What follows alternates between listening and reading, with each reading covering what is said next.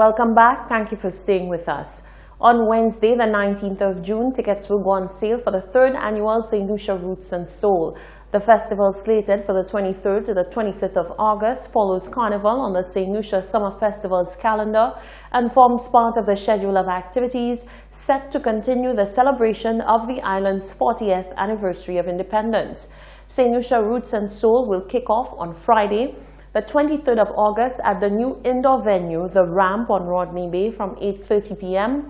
with a night of spoken word and music showcasing St. Lucian-born poet, performer, educator, and double recipient of the St. Lucia Outstanding Youth in Literary and Performing Arts Awards, Kamaya Lisette. The stage will also welcome other St. Lucian artists, Naomi Granderson, Asha Smalls, and Daniel Daniel. The night will end on a high note with Trinidadian Rapso band 3 Canal. Day 2 of the festival will move to the historic Pigeon Island National Landmark at 6 p.m. and will feature homegrown folk rock band Skip Monday, opening for British pop superstar Lee John, who is proud of his St. Lucian roots. Award-winning songwriter, producer and performer Nigerian superstar Timaya will set the stage for Taurus Riley, featuring British singer-songwriter from West London, Estelle.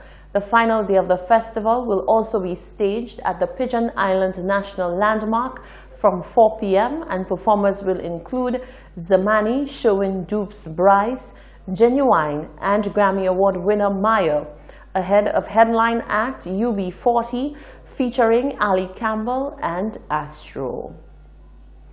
In other news, the minister in the Ministry of Culture and Creative Industries, Fortuna Belrose, says there is a clear mission to oversee a smooth Carnival 2019 with the inclusion of community carnival events. Belrose says in order for this to work, there is a need for synergy among the different committees.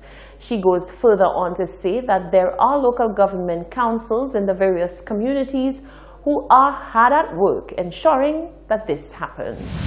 We have 17 districts, 17 constituency councils, and they each are empowered to work within the zones to ensure that we deliver a carnival. Some communities have taken on that challenge, others have not. Some communities, of course, have been in a position where they have gone into deeper. They have smaller events within their own communities. But the key for us is for the communities to be synergized, for the local government council really to be that umbrella organization that packages and puts in the program together for the community so that there is no conflict and that it can be one pool of resource going into that community as opposed to trying to divide the community into several small units trying to do their carnival.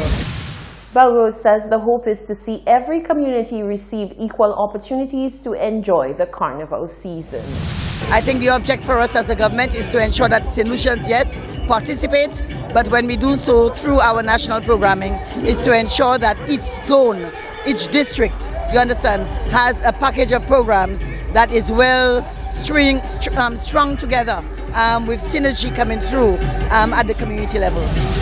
Carnival 2019 is scheduled to take place from the 15th to the 16th of July. The onslaught of carnival events slated for summer 2019 may be more than some can handle. However, the St. Lucia Fire Service has confirmed its readiness to take on the task of providing excellent service throughout the season.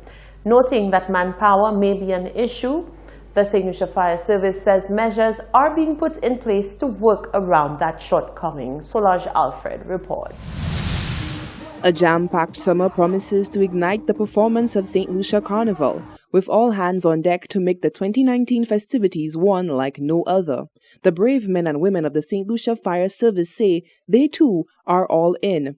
Assistant Divisional Officer at the St. Lucia Fire Service, David Antoine, says measures have been put in place to ensure proper mass crowd emergency response is top-notch.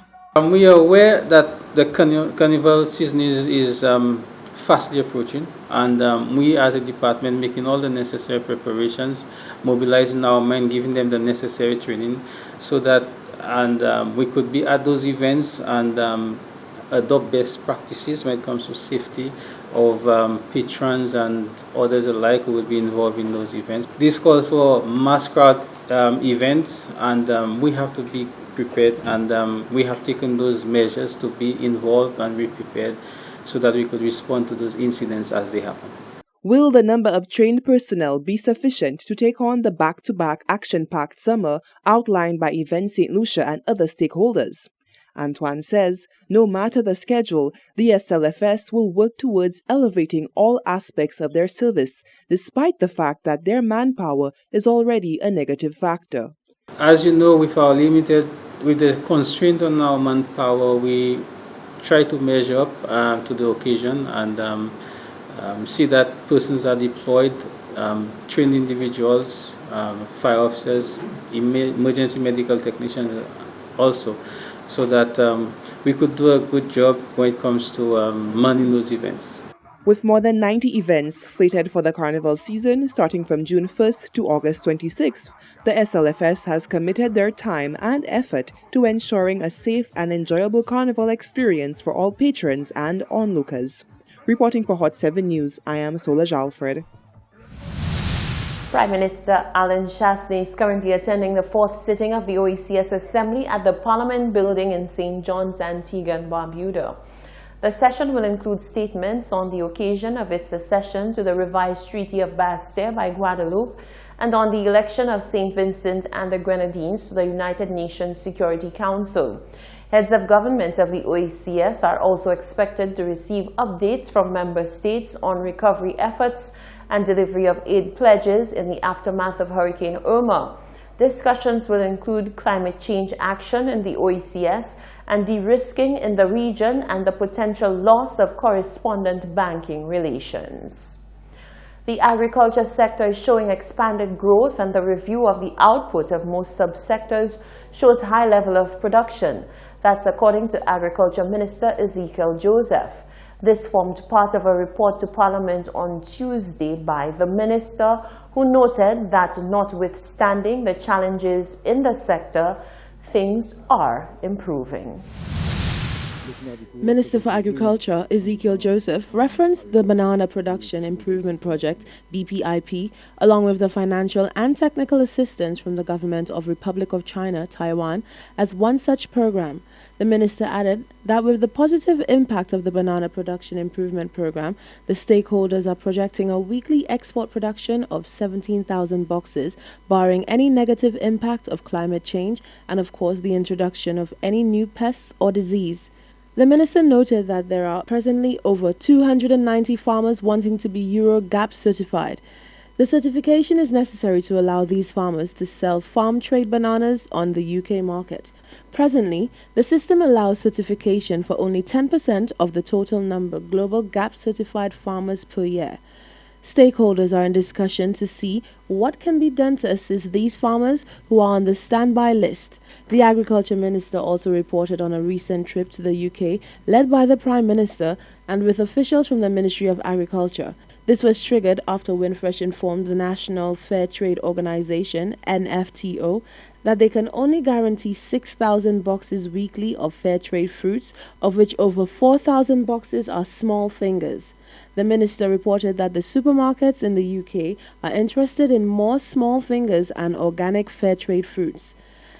The minister added that there will be continued discussion on possible options to satisfy the market in France.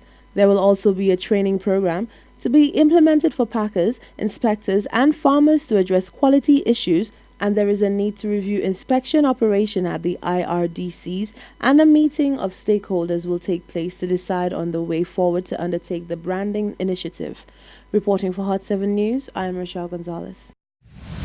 Thank you, Rochelle. You're watching the Hot 7 Nightly News. Stay with us. There's more news coming up after the break.